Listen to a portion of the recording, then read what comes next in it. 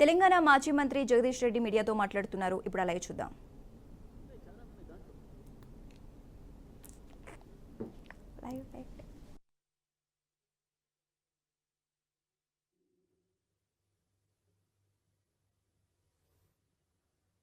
అమలు చేస్తాం. ఎట్టి పరిస్థితులలో దీన్ని బీఆర్ఎస్ అంగీకరించదు. కేసీఆర్ గారు బీఆర్ఎస్ పార్టీ మొదటి నుంచి స్పష్టమైన నిర్ణయంతో ఉన్నారు. ప్రభుత్వ రంగ సంస్థల్ని బతికించుకోవాలి, ప్రభుత్వ రంగ సంస్థలే సరైన పద్ధతుల్లో సేవలు అందిస్తాయి, ప్రభుత్వ రంగ సంస్థల ద్వారానే ప్రజలకు నాణ్యమైన సేవలు అందుతాయి,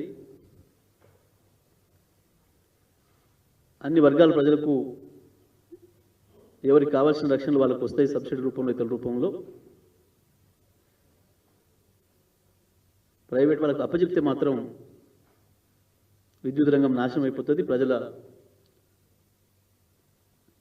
బతుకులే దెబ్బతింటాయి. ప్రత్యేకించి బీద ప్రజలకు విద్యుత్ నుంచి దూరం చేయడం తప్ప ఇంకోటి కాదు.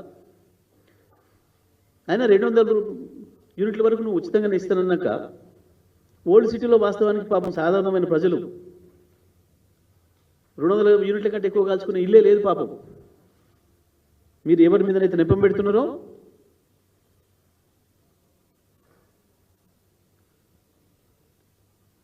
వాళ్ళు ఎవరు 200 పైన కాల్చడం కాదు.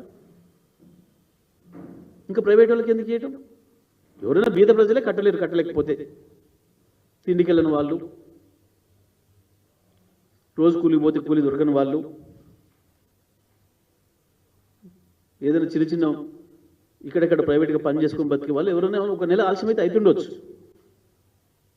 ఇలా ఏదైనా ఆకస్మికంగా అనారోగ్యం పాలైతేనో ఇతర పద్ధతుల్లో ఏదైనా ఆ కుటుంబ ఖర్చు పెరిగితేనో ఒక నెల కట్టలేకపోవచ్చు పాపం.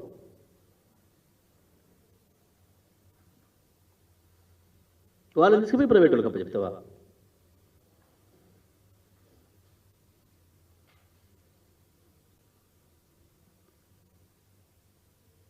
దీనిపైన విద్యుత్ శాఖ మంత్రి మాట్లాడలేదు, ముఖ్యమంత్రి మాట్లాడలేదు. ఈ వచ్చిన వార్తలు కరెక్టా కాదా అని అంటే ప్రజలకి ఇట్లా వదిలి చూస్తున్నారు. ఏమొస్తుంది, ఎవరైనా మాట్లాడతారా మాట్లాడరా?